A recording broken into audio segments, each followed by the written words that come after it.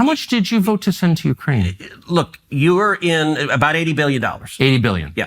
And I think he's doing real damage to his country right now. You described him many times as a hero. I don't recall ever using the word hero. I do say...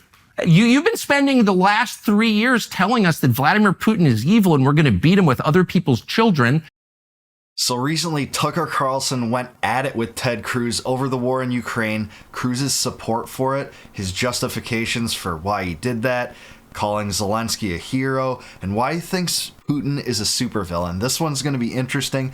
This whole debate was contentious. I've seen some of the other segments, just not this one yet. So let's watch and let's react. Please like the video and subscribe to the channel. I am the product of the last 25 years watching carefully, being involved in the periphery, and I see an unending string of foreign policy disasters that have impoverished and hurt our country. Unending string. Yeah. Unending string. They would include Afghanistan, Iraq, Libya, Syria, and our inability to stop the Houthis, by the way, in Yemen, which exposes us as weak, and I grieve over that. So these are failures. You helped preside over some of them as a member of the Senate. What failures, foreign policy failures have I presided over? Well, we were unable to beat Russia in the war that you supported against Russia.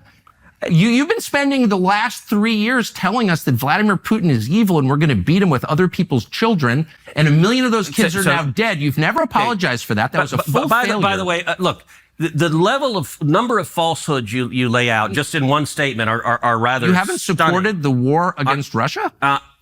Are rather stunning. So the war against Russia was caused, which I have explained at great detail, by Joe Biden's weakness. That's total hooey. That's horse crap. It's horse manure insane. That's not true at all. This conflict began way longer than before Putin invaded in 2022 in February. This was a war started through NATO expansion throughout the decades, 5 waves of NATO expansion, the U.S. bombing the capital of Serbia for 42 days, withdrawing from the Intercontinental Ballistic Missile Treaty unilaterally, and running a coup in Ukraine, overthrowing the elected Yanukovych government in 2014. Cruz is absurd, and Tucker's right to give it to him here. He has sat by during all these foreign policy blunders. But you supported the war. If you want to talk, we can talk Russia and Ukraine. I'm happy to talk about it. Do you think that's been a success? No, it's been an absolute disaster. Okay, but you supported it. Shouldn't you apologize? No, you should apologize. I'm not going to engage in the demanding of apologies. So I'm going to. I'm like, that's my point. Is all these failures and no one ever says I'm sorry? Matter, or do you just throw out if you want to talk, we can talk. Okay, I do. I want to know why that seems like a true disaster for the United States. You have supported it. Do you believe Joe Biden's weakness caused the war in Ukraine? I think Joe Biden's aggression caused it. His aggression? What aggression? He demanded that Ukraine join NATO. How does that help the United States? It is a terrible idea, and I have vigorously opposed Ukraine joining NATO. Okay. Right. All U.S. foreign policy knows toward Russia is aggression over the last 30 years, especially since the Clinton administration, when the decision was made to inch NATO closer and closer to Russia's border. It culminated in several things, some of which I already talked about. But then we get into the late 2010s when you have Trump arming the Ukrainians with about $400 billion worth of arms, including the Javelin anti-tank weapons that he sometimes still boasts about, and the Aegis missile system that can launch offensive weaponry as well. And that's not something Putin wanted, in addition to this constant flirtation with Ukraine and NATO. But Tucker is right. Cruz never apologizes for past wrongs. In fact, in a different clip I already did, another reaction video to this debate, he claimed that he was against the Iraq war. Well, no, if you go back to the start of the Iraq war, he was all on board on that. So for him to just come out and never admit mistakes and just say, yeah, I oppose the Iraq war, and stuff like this, it's just disingenuous. So that's what caused the war. No, it's not. Okay. All right. Do you want to know what caused the war? Look, you do the dismissive. You're not actually interested in facts. You're like, okay. Okay, tell me, it seems super obvious. You're absolutely right, and I'm sorry. That is a tick of mine that is wrong, and I mean this with sincerity. I'm sorry to do that to you. I just think it seems so obvious that sending Kamala Harris to the NATO Security Conference to say, you're going to join NATO is what triggered the invasion days later. Okay, so probably was a contributing factor. There was also flirtation on Ukraine's side with reviving their nuclear weapons program for essentially the first time ever in the days leading up to that too.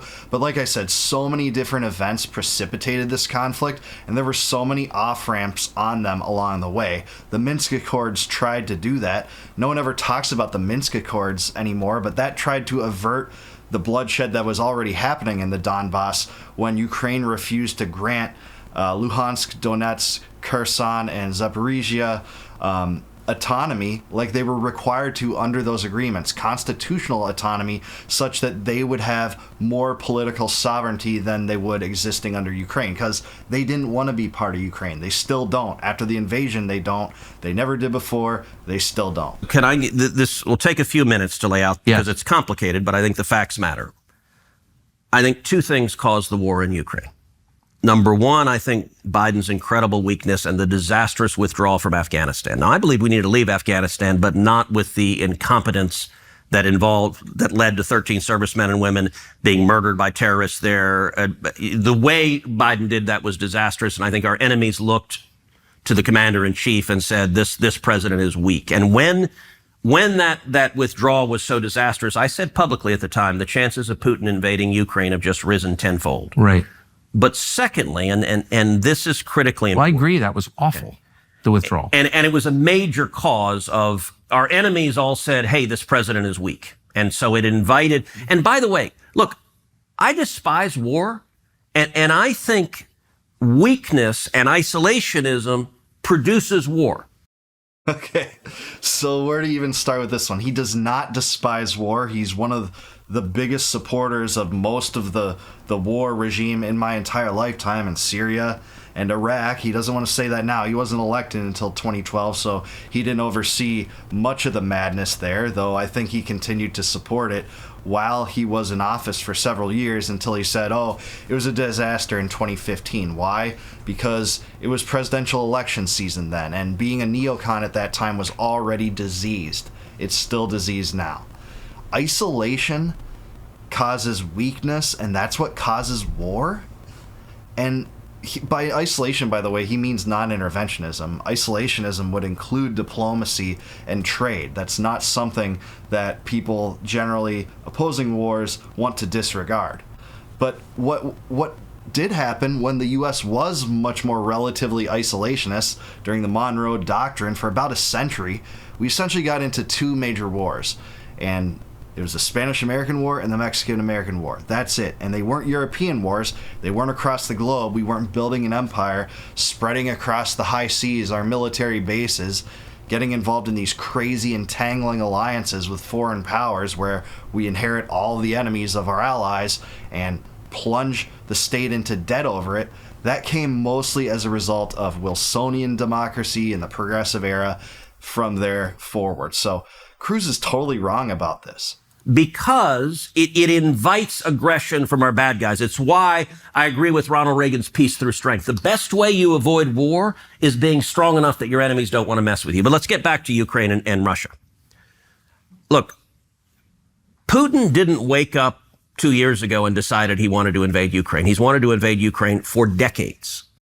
It's categorically wrong. If anything, Putin's response to Ukraine and deciding to eventually invade there was measured, if anything. It came through several precipitous events culminating in his invasion in 2022, but we know that he considered Ukraine's entry in NATO as a red line. Bush flirted with that at the Bucharest summit. He said in 2007, Georgia and Ukraine will be part of NATO. We know that a memo was sent by William Burns, who was actually the CIA director under Biden, just recently ousted by Trump's election. He sent a memo to Condoleezza Rice saying all the political factions in Russia are all aligned on this. They disagree on a lot, but they agree that Ukraine cannot be part of NATO. That's the reddest of red lines. And then the U.S. presidents continued to flirt with that over time. So, Cruz is just flat out wrong. I will give him about Reagan, though. Reagan was very measured in his foreign policy compared to what some people think, despite his rhetoric. He did invade Grenada, but he also called the Soviet Union the evil empire and then was willing to negotiate with Gorbachev, like earnestly, seriously. They even formed something of a colloquial friendship, Thatcher too. But that's a far cry from what's happening now. If anything, Trump is still dug in, choosing the side of Ukraine to bankroll that war. Putin has referred to the collapse of the Soviet Union as, quote, the greatest geopolitical disaster of the 20th century. And Putin has long been explicit. His desire is to reassemble the old Soviet Union and, in fact, reassemble the Russian Empire that was even bigger than that. He has done no such thing. Cruz is right about that quote, but I believe Putin was part of that government as a young civil officer. He was part of the government that got dismantled. It caused him to lose power. That kind of explains some of the context behind the quote, but it's not like he wants to reconstitute the Soviet Union. He's never talked about that. He's never said, hey, we should reclaim and re-annex all the former Soviet territories, even including Ukraine. He doesn't even want Ukraine proper. He'd have to dedicate tons more military forces, equipment, and resources into that. He's not going to do it. And this is just hogwash. It's CIA propaganda designed to support this long-lasting, perpetual war, which we've now been in for over 3 years. And Trump campaigned against it. It's still going on. It might continue. It's lucrative for the military-industrial complex. And like Julian Assange said, they don't want a successful war. They want an endless war. If you want to reassemble the Soviet Union, the natural place to start is Ukraine. Do you really believe that Putin has territorial designs on Eastern Europe? Yes. What countries? He has said that you can go and read his. Hold on. I don't want to lose the narrative of what happened, so we can go back and do that. But I don't. Yeah. He's just shifting like he always does. Want to lose telling the story first. So let me explain this, and then if you want to go back, we can take all sorts of digressions. But just give me a couple of minutes to lay out the facts of what happened. He has wanted to invade Ukraine a long time, and he's done it before. In 2014, he invaded Ukraine, invaded Crimea. Well, okay, so he was responding to Ukraine shelling villages in the Donbass for those villages and those regions daring to hold referendums deciding not to be part of Ukraine. So they faced the wrath of the Ukrainians first. The Ukrainians broke the Minsk agreements first, and Putin decided to enforce it. I'm not trying to justify it, just adding some context here. You know, he didn't exactly invade. Actually, the Donbass region wanted more Russian presence there, and Crimea decided in their plebiscite to, not remain part of Ukraine and support being part of the Russian Federation by a margin of like 97%. And yeah, they'll all say, oh, but that was a sham election. But they'll never say that, of course, in the U.S. when their favored candidate wins, whether it was in 20 or 2000, 2020 or 2024, regardless of the side, no side really admits that it was a sham if their side wins. We've seen that from both the Democrats and Republicans. Barack Obama was president. He invaded the southern portion. He did not invade the rest of the country. Why? And the reason is the principal source of revenue for Russia is oil and gas, and the natural gas pipelines run right through the country of Ukraine, and he didn't want to jeopardize his ability to get gas to Europe. Right. Well, also, he would have lost many more millions of soldiers if he invaded Ukraine proper, tried to take Kyiv, and he just wanted to enforce the Minsk Accords militarily because it wasn't being enforced politically. So that's the reason. It's not, I think there is some merit to what Cruz is saying here, but that's not all it for sure. So in 2015, Putin started a project called Nord Stream 2. Did anything happen in 2014? In terms of what? Wasn't there a coup in Ukraine run by the Obama administration? Let me finish telling. I told you we'll take lots of. He's trying to deflect that too. He doesn't want to talk about the Maidan coup that the U.S. supported. USA dumped in up to $5 billion. They definitely dumped in $5 billion to Ukraine. How much of that was spent on actually Maidan, we don't know. We know Victoria Nuland was in that leaked phone call with Jeffrey Piet talking about who needed to be in this provisional government. There was obviously a hand of the U.S. government involved in that. Digressions in a second. Let me finish telling the narrative. 2015, Putin began building Nord Stream 2. Nord Stream 2 is an undersea pipeline that runs from Russia to Germany. The entire purpose of Nord Stream 2 is when it was completed and turned on, it would let Russia circumvent Ukraine and get its gas straight to Europe. In 2019, Nord Stream 2 was almost complete. And the conventional wisdom in Washington was, this is terrible, but there's nothing we can do about it. I didn't believe that. So I drafted sanctions legislation that was targeted to stop the pipeline. My legislation passed the Senate with overwhelming bipartisan support. It passed the House, and Donald Trump signed it into law.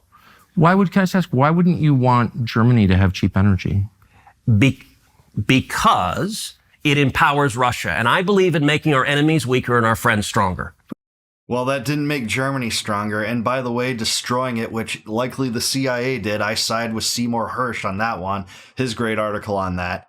That hurt the Germans, who are ostensibly the NATO ally, an ally of the United States. And, that sabotaged much of their energy economy. Has blowing up Nord Stream made Germany stronger? Not being dependent on Russia has made Germany stronger. Do you think Germany is stronger now than it was 4 years ago? I think not being dependent on Russia. Germany has all sorts of problems, and many of them are domestic to their own politics. Hold on, let me finish. I'm trying to... No, but what you're saying, Germany seems so much weaker now that its energy costs have spiked and the manufacturing sector is collapsing because of that. Let me finish. I'm focused on America's interest. I don't want Russia stronger because I believe Russia is our enemy. You and I disagree on that. We can talk about that. But I want our enemies weaker. I don't want to go to war with Russia, but I want our enemies weaker. Well, it's a little too late for that, Ted. You're in a proxy war now for 3 years, funding Ukraine in that misadventure where about 1 million Ukrainians have died, according to many estimates.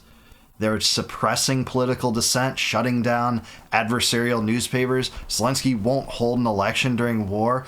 Oh, but the Constitution allows us to do that. But listen to the arguments you're making when you're saying that we can't have a democracy, but this is also a fight for democracy. This is just so insane. He shut down Eastern Orthodox churches, squashed rival political parties. You're still dumping in money. And Ted Cruz voted for a hell of a lot of it. I don't want Europe dependent on Russia. I don't want Putin rich with oil and gas revenues and able to invest in his military and pose a threat to America. So the sanctions legislation that I authored, it passed. Putin stopped building Nord Stream 2 literally the day that President Trump signed my sanctions legislation into law. He signed it, if I remember right, at 7 p.m. on a Thursday. Putin stopped construction at 6:45 p.m. So the sanctions legislation worked, and it killed the pipeline. If the sanctions legislation worked, it wouldn't have to be destroyed. This is utter nonsense. And sanctions rarely ever work because they end up generally hurting the citizens of that country and not the government. The government makes its money through extortion, through taxation and inflation. Printing money to finance the debt, borrowing it, or taking it from the citizens through legal force or coercion. That's taxation. They don't make it through trade. That's what citizens do. They work. They use their labor, trade it for products and services, and that's who sanctions hurt because it makes those products and services either impossible to acquire or much more expensive. And by the way, that arms that regime with a propaganda device to blame their economic troubles on this foreign power that's lobbing sanctions at them. So this is a nonsense claim. The pipeline lay dormant for over a year, just a hunk of metal at the bottom of the ocean. Joe Biden came into office. He was sworn in on January 20th, 2021. Putin resumed deep-sea construction of Nord Stream 2 4 days later, January 24th. He did so because Biden had foreshadowed weakness on this issue. That foreshadowing was accurate because several months later, Biden formally waived the sanctions on Nord Stream 2 and let Putin complete the pipeline. In January of 2022, I forced a vote on the Senate floor to reimpose sanctions on Nord Stream 2. The week of the vote, President Zelensky in Ukraine publicly called on the Senate, please pass this sanctions legislation. It is the last best hope of stopping Russia from invading Ukraine. At the same time, the government of Poland put out a formal statement from the foreign ministry to the Senate, calling on the Senate to pass my sanctions legislation, and said, if you do not, Putin will invade Ukraine. The day of the vote, Joe Biden came to Capitol Hill. It's the first time in his presidency he had done that. He went to the Democrat senators' lunch, and he personally lobbied them on this issue, not any other issue. This was his number one issue that he came to lobby them on. I believe that part, actually. They came out of that lunch, Every Democrat had voted with me twice against Nord Stream 2. 44 Democrats flipped their vote. They voted in favor of Russia, in favor of Putin, and 4 weeks later, Russia invaded Ukraine.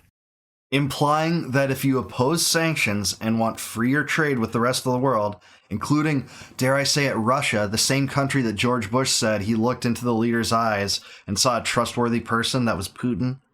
If you vote no on the sanctions, you're wrong, you're evil, you're pro-Putin. It's just so stupid. That was the direct cause of the war. And if Trump had been president, there would be no war in Ukraine. So may I ask, I, of course, disagree with your analysis completely, but I want to be respectful. Okay. So tell me what you disagree with. It's such a long conversation. I've spent the last couple of years on this, and I just respectfully disagree with your analysis. But I don't doubt your sincerity that you believe that Putin is our enemy, that Western Europe should not be allowed to use Russian energy. I mean, you seem to really believe these things. My question is about results, because I think it's relevant to what we're seeing now in Iran. You look back after having you personally voted to send billions and billions and billions of U.S. tax dollars to Zelensky to support his civil service in the war against Russia and all this stuff. Can you say that what you did worked? So I can say what I did personally, sanctioning Nord Stream 2 worked and prevented a war. And if Trump had still been there, if the sanction had been in effect, there would be no war. Okay, so that is nonsense. This war began in 2014. After the Maidan coup, after Russia took Crimea, after, by the way, the plebiscite confirmed they wanted to be part of Russia. And then Russia was trying to enforce the Minsk agreements, which Ukraine disregarded. They threw that to the wayside despite signing those two agreements. One, I believe, at the end of 2013 and the beginning of the end of 2014 and the beginning of 2015. That was when the war was transpiring. I'm in favor of avoiding wars. But once the war broke out, you voted to fund it to the tune of billions and billions and billions. And to be clear, and did that work? Okay, to be clear, what I voted for the initial tranche of funding, and then I voted against the subsequent one. So it hasn't worked. So I've been in between. I haven't been on the full Ukraine, full-throated hawk side or the anti from day one. I voted for the initial tranche of funding because I wanted Russia to lose. Well, it sure seems like he's on the full-throated pro-Ukraine, pro-Zelensky train here, that's for sure. I think the Biden administration administered it in a horrible way. I think they wasted a ton of money. And I think what they did was actually incoherent because they were funding both sides of the war. I was very vocal and among other things, flooding $100 million to Iran, which was used, among other things, to help the nuclear program, but also to make drones that Russia used to fight. So here's my concern. I'm not going to defend the Biden administration. Really did a lot to wreck the United States. Yeah, did the most damaging administration at the end, in history. Where we sit now, Russia is stronger. It's closely allied long-term with China. I don't know that Russia's stronger. I don't think that's right. Okay. I think it's pretty obvious that it is. But it's certainly not destroyed. And it's allied long-term with China. Maybe.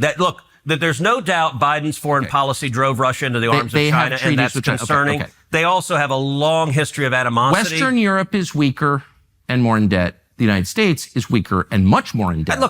Hold on. So you and I are agreeing on a lot. We're agreeing. Here's my question. Have you questioned any of your previous assumptions? Did you play any role in this at all? Are you responsible at all? Of course, and like you said... What have you learned? Like you said you've changed your mind. Yeah, I voted for the first funding of the Ukraine war, and I voted against every subsequent funding stream because it wasn't working. And I looked at what was happening and said, this is not working. And had the money been spent in an intelligent way and not wasted, and had it been successful, I might have been willing to fund more. But it wasn't successful, so I voted no. And that's almost as bad as funding the whole thing. If after the first big burst of spending, that $80 billion he talked about, wasn't making a dent in this Russian offensive, if you even wanted to play this foolish game in the first place, which that's what this is, a geopolitical game of foolery. It's a fool's errand from the start. This proxy war with a nuclear power, it's just madness. It always was. But if he was willing, if it went well, to fund it more, that's, it's absurdly crazy.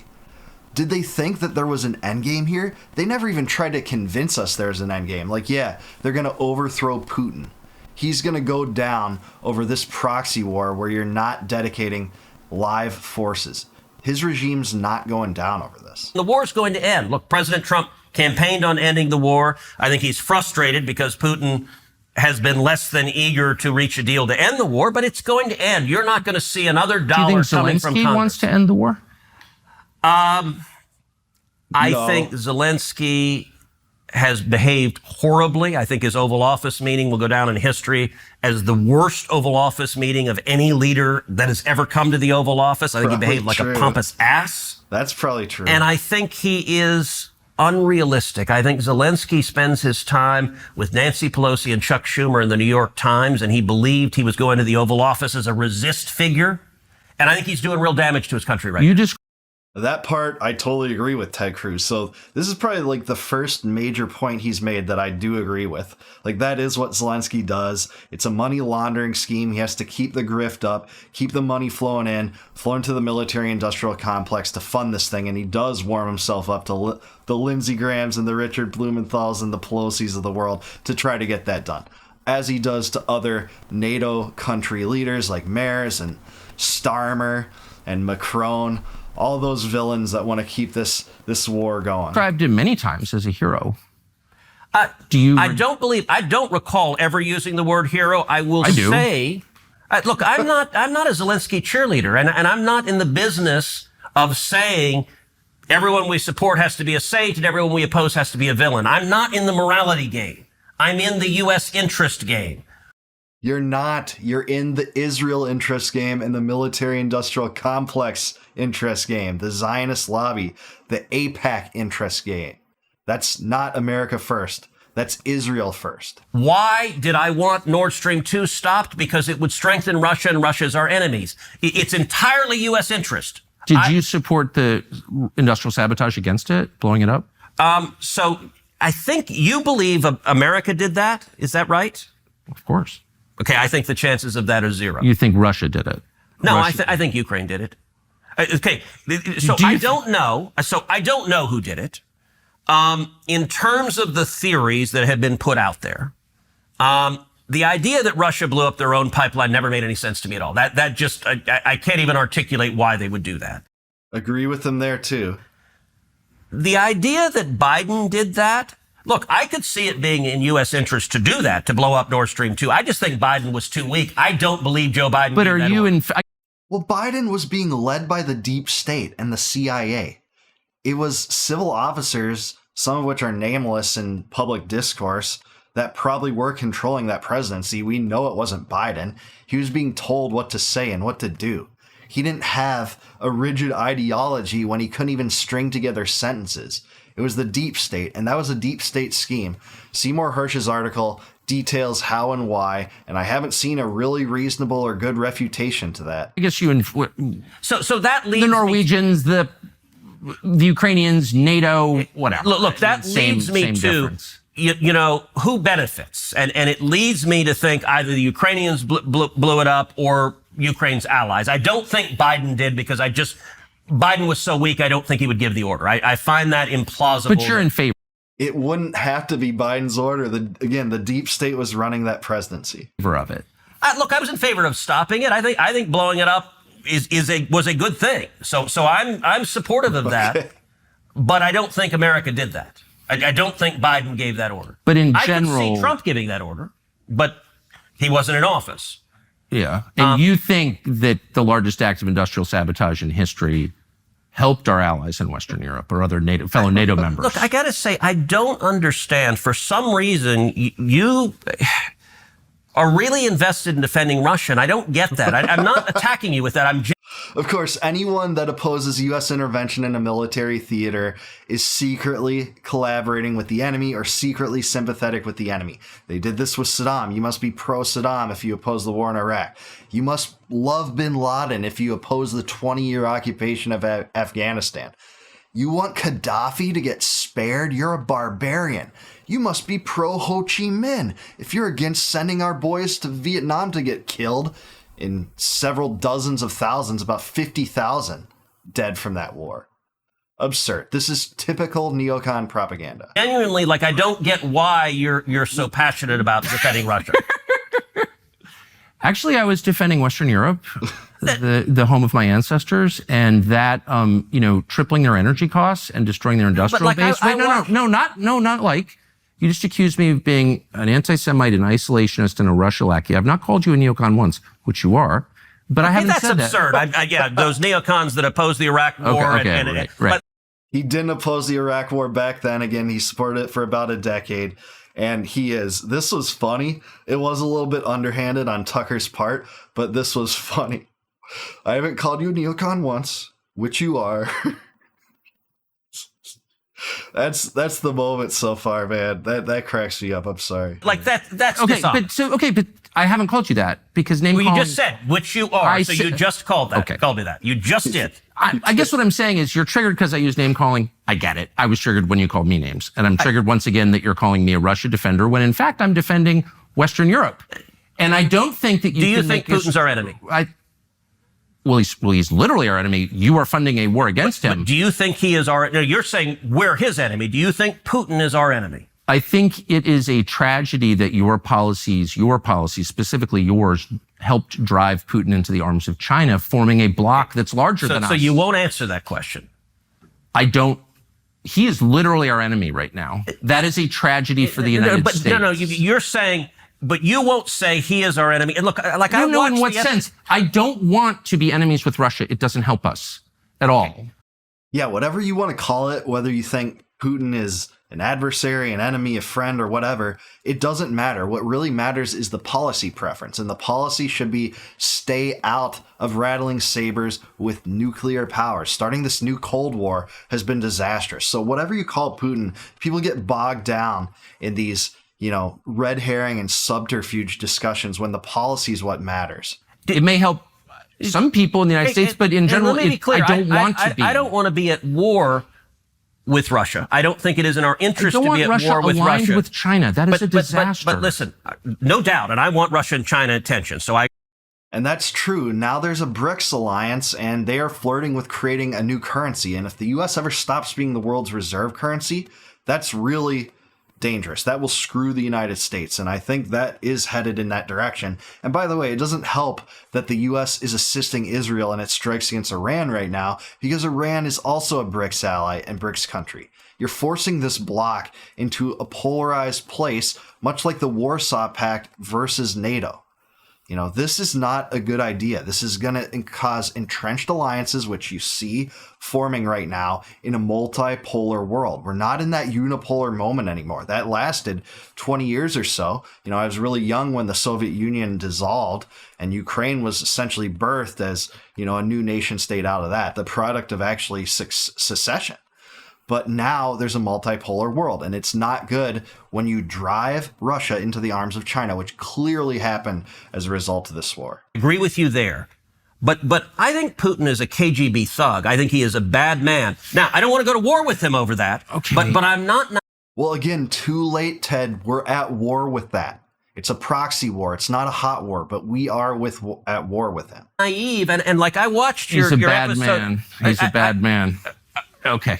Look, I watched your episode where you went to the Russian grocery store, and I'm genuinely... Was that disloyal, do you think? It was just weird. It was like a promo video for Russia, and I don't understand. I'm not attacking you when I ask why, because I'm genuinely I don't get like when you called me and said something. You weren't attacking me, you were just noticing. No, but may I ask you a question? So here, let me just answer yours by saying, the United States, the Biden administration, with your help, full support, began this war on Russia in response to their invasion of Ukraine. And one of the things they kicked Russia out of SWIFT, out of the international financial system. Yeah. And my first response was, this is going to really hurt the US dollar, which it has. And I hope someday we can have a conversation about that. It's really, really hurt the one thing that we needed, which was to retain dollar supremacy. So I was interested in the economic condition. By the way, that's a reasonable point and a serious conversation. I'm aware. And but I can agree with you. No, but I was accused of being. I think it's weird that you went to a Russian grocery store and said it was prosperous. No, my point is it looked like a commercial. It looked like a commercial. Isn't this wonderful? No, it was an argument against the efficacy of sanctions.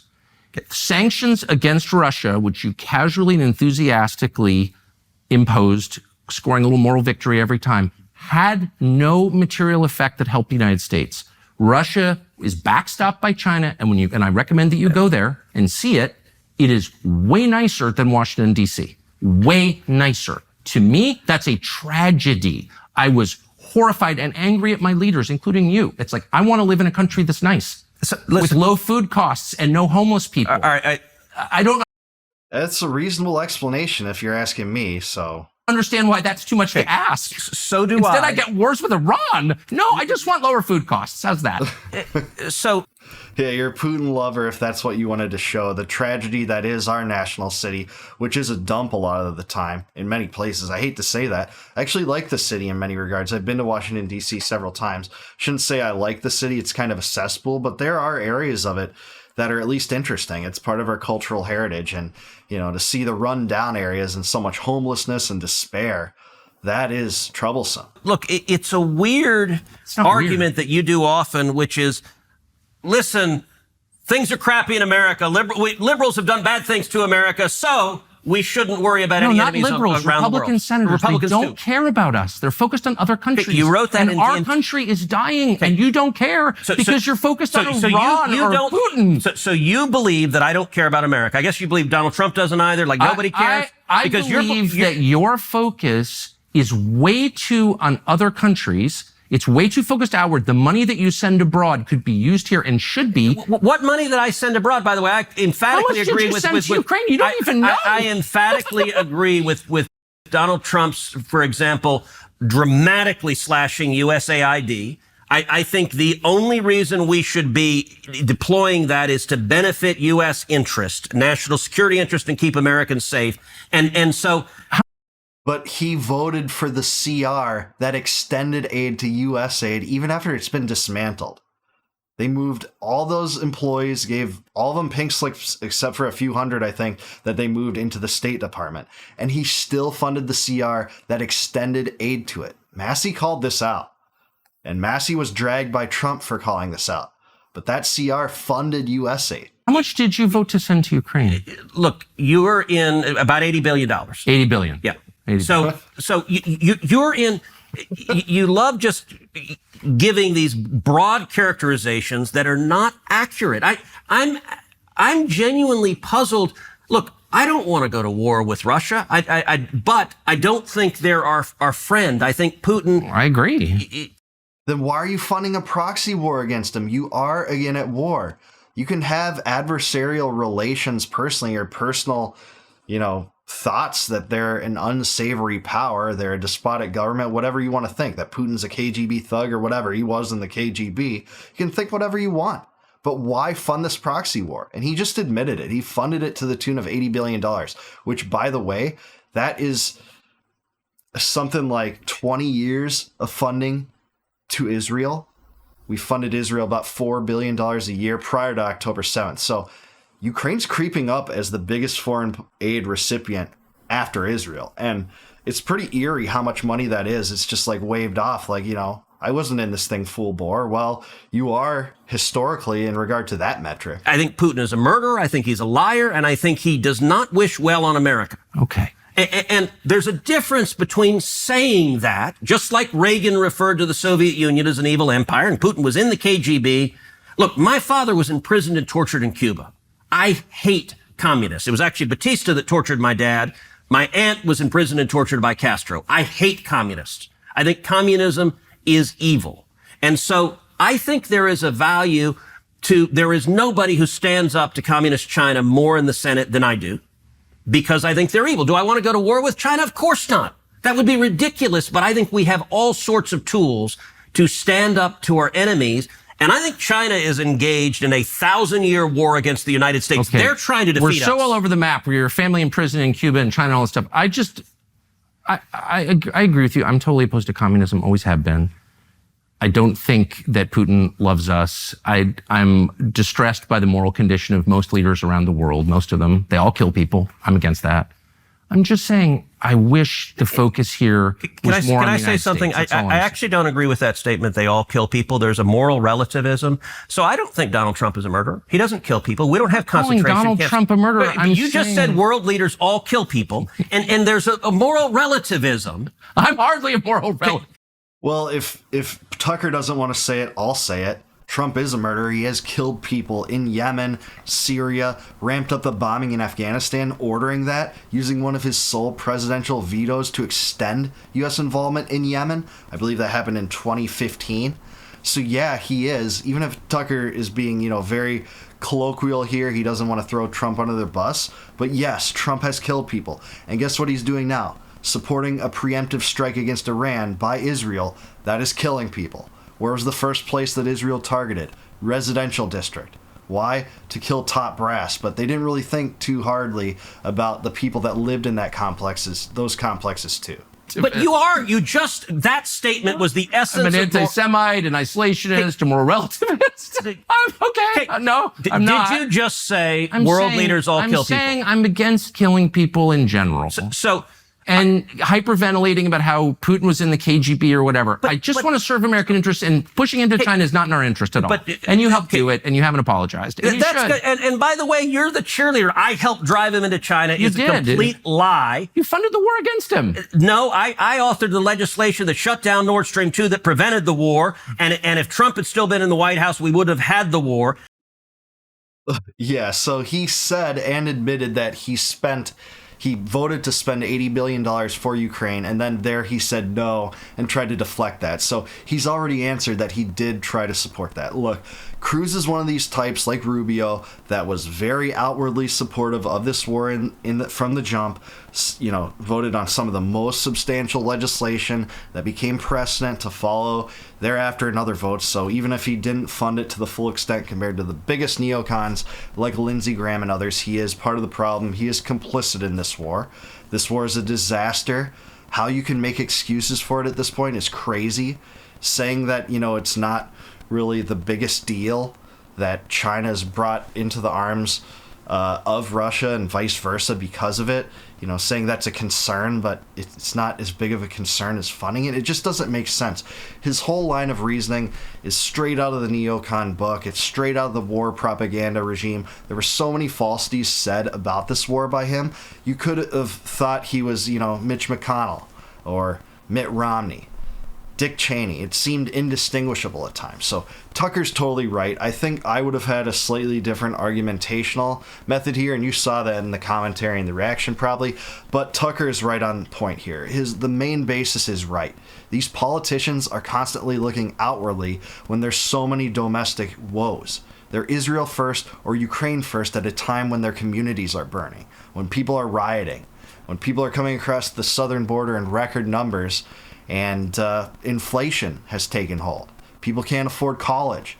Medicine's super expensive because they dole out corporate welfare to the biggest pharmaceutical giants in the world. All these are issues, and they're not helped by spending so much more money overseas, causing the currency to inflate more because the Fed prints more money to finance it, and we're all screwed. So Tucker's right, Cruz is wrong. That's that. But what do you think? Let me know in the comments below who won this debate. It was certainly one of the most contentious I've ever seen. Certainly the most contentious interview I've ever seen Tucker do.